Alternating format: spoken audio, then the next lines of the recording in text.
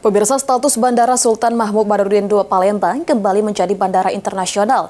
Dinilai akan berdampak positif bagi Sumatera Selatan. Kendati demikian, hal tersebut juga menjadi tantangan pemerintah daerah untuk meningkatkan kunjungan wisatawan mancanegara.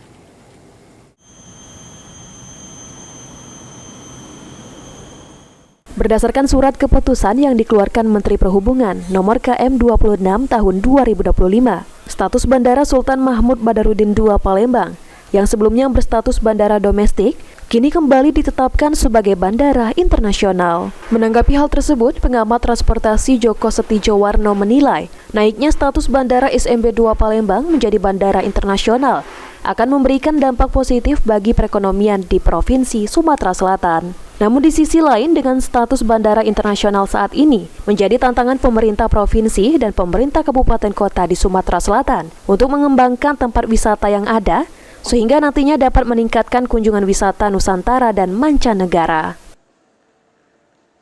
Ini menjadi tantangan bagi Provinsi Sumatera Selatan untuk mengembangkan potensi pariwisata yang ada di daerahnya.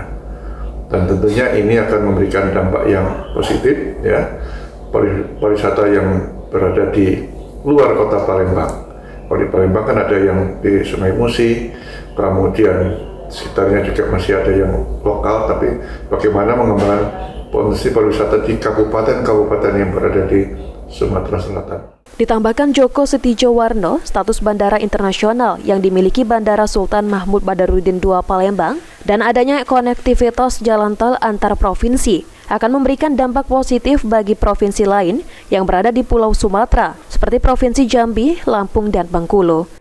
Eki Saputra, PAL TV.